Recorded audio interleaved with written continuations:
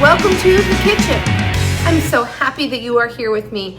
I'm going to share with you a little something. You know, sometimes we go out to the garden and we just don't get much, but it's a basketful, but you don't feel like it's enough to preserve anything. And you really don't even have enough to make a side dish. But all together, it would feed your family. So what do you do with it?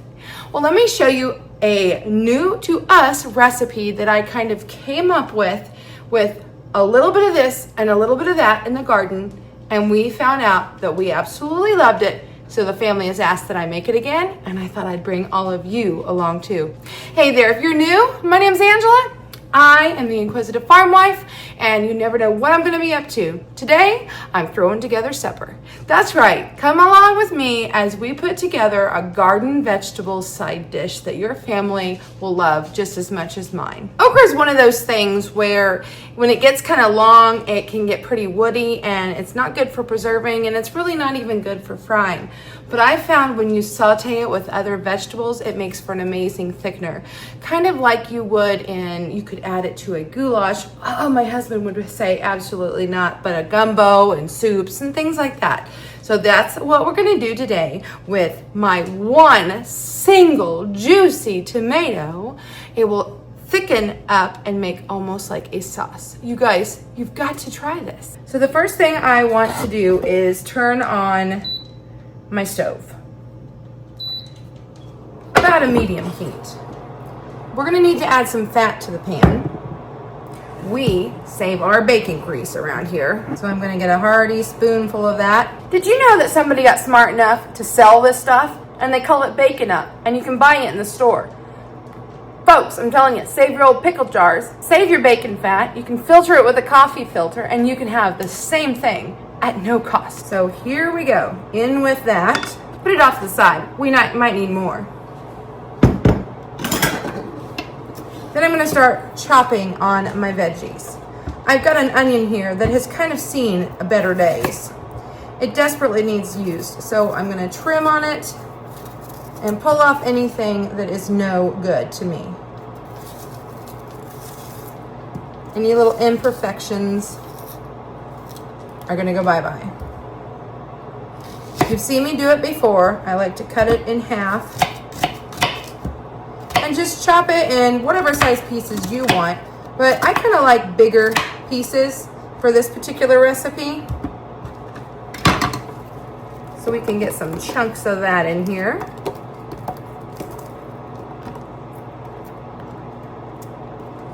You know, a nice bite-sized piece. I would even be okay if this was a little bit bigger.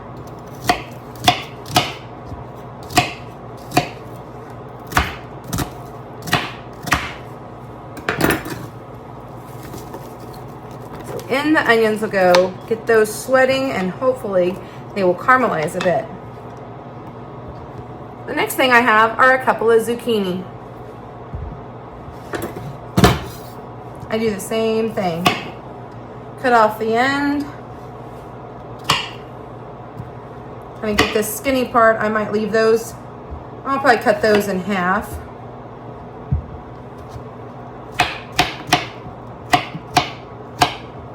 Give me nice sized chunks. I think I'll go ahead and quarter this bottom part. They're still small enough, the seeds are starting to come along, but this will just give it a little bit of a nutty flavor. They're not too big yet.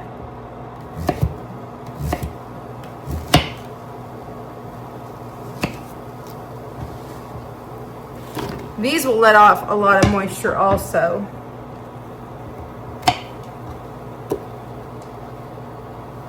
Cut off any bits where, you know, maybe a little buggy boo was there.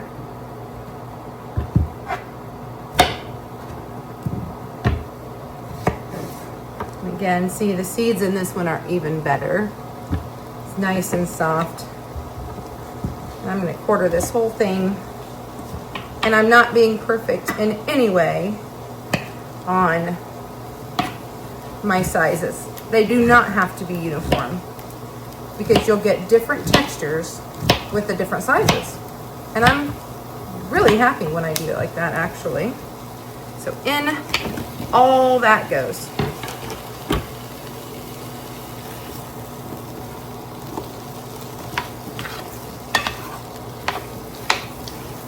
Now, if you want, you can use olive oil. Even a flavored oil would work good, grapeseed oil. And I have one lonely little yellow pepper. It's still a little bit green, but that's okay.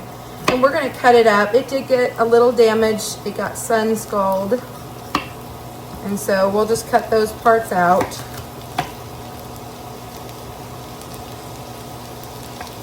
And we'll add that in there.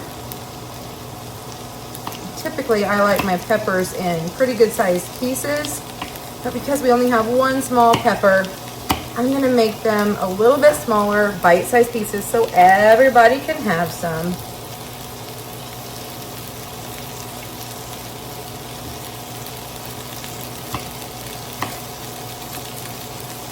And of course, I've already washed my vegetables, so don't worry about that.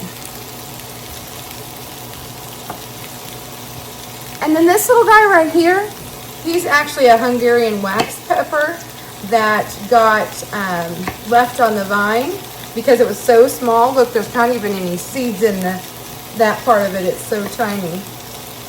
And because they're a little spicier and it's so tiny, I'm going to make it even smaller bits.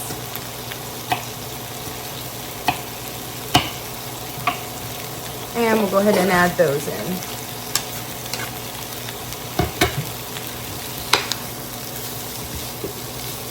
Now, while this sautés, I'm gonna go over to the refrigerator and do some digging.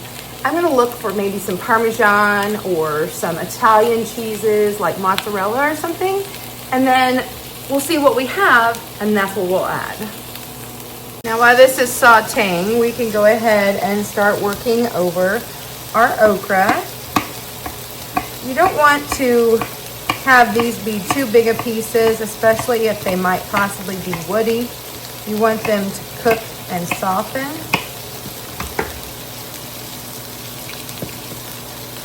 Whoops. And they're kind of slimy in the middle. This is going to kind of thicken and make our sauce.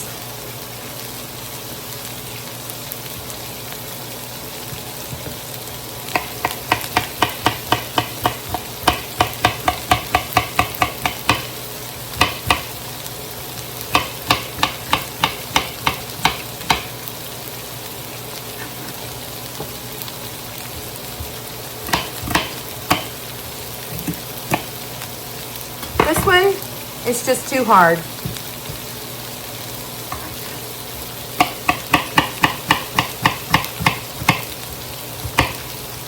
Yep, same thing. When it starts getting to be too tough, don't use it. You'll regret it. You'll ruin your dish.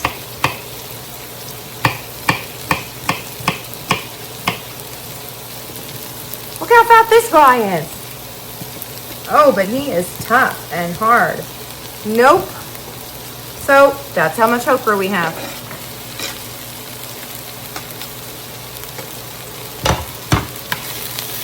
Kind of browning our zucchini a little bit. Starting to look really pretty, isn't it, with all these colors? Next I'm going to grab some garlic.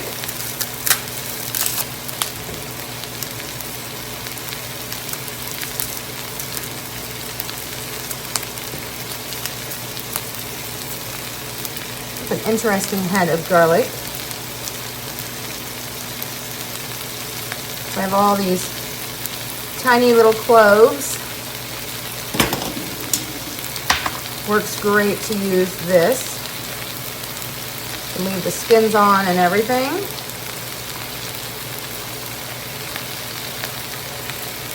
Oops, tiny little things. Teeny tiny. Tiny, tiny, tiny. Tiny tremors.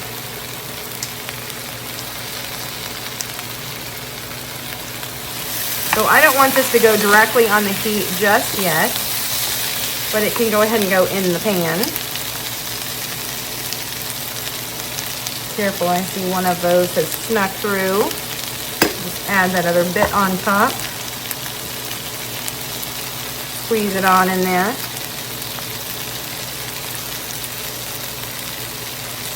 Use this little tool to kind of scrape out all the good bits.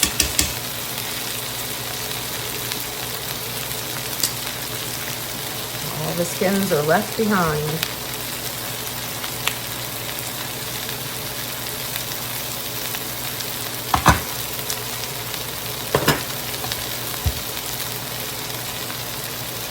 Now I'm going to work over my tomato. I'm going to cut out any bad spots. I tell you what, these homegrown tomatoes are so juicy and delicious. This one actually is not from my garden. I purchased it at our local farmer's market because mine are not ready yet, other than my cherry tomatoes. I've been snacking on those when I'm out working, doing watering and things. But these were kind of the oopsie tomatoes, so I got a good deal on those. And we don't even mind the skins. You can take them off, leave them on.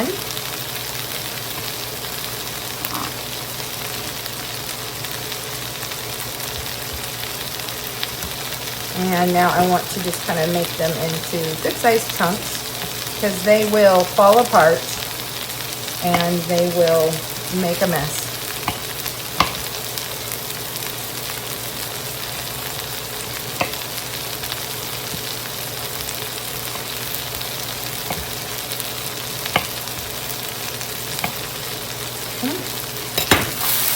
Always watching and stirring. I want to make sure everything kind of gets somewhat cooked here a little bit. You don't want to cook it too high. Browning is okay, burning is not. You look at this one. To me, that's perfect. These tomatoes can now sit on top. Juices and all. And next, we're going to work on adding some herbs. I've got some basil here. I cannot remember what this is. I think it's a purple basil. No. Obviously, it's not purple basil. Thai basil, maybe? I don't remember. It was a unique and different basil to me to grow. And it definitely has a different smell. And I thought that would be fun to try tonight. I'm just kind of pinching them. It really does have a unique texture even when I go to pull the leaves off. And then I've also got some oregano. Leave out as many stems as possible. And some, I believe this is lemon thyme. Again, wash everything good. We've got some nice herbs here. Now that our tomatoes are stewing, let's go ahead and add on our herbs. I've got mozzarella cheese.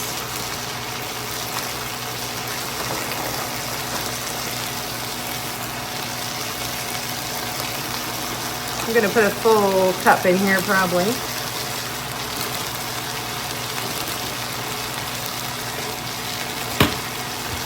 And I've got some grated Parmesan.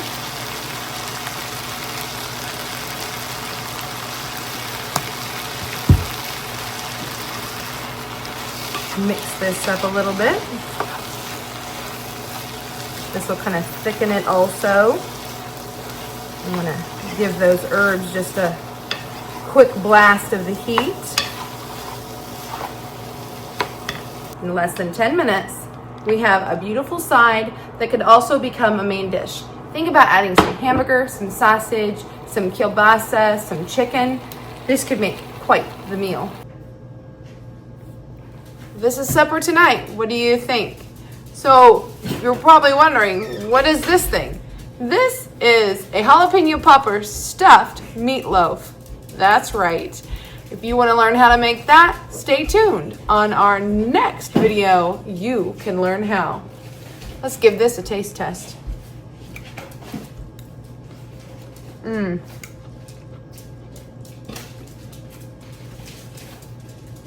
All the goodness of summer. Crunchy bits, soft bits, creamy bits. It's got all the things you need. Guys, give this a try with whatever garden produce that you find in your yard. Okay guys, I hope that you enjoyed that. I hope that it inspired you to use bits and pieces of things from your garden.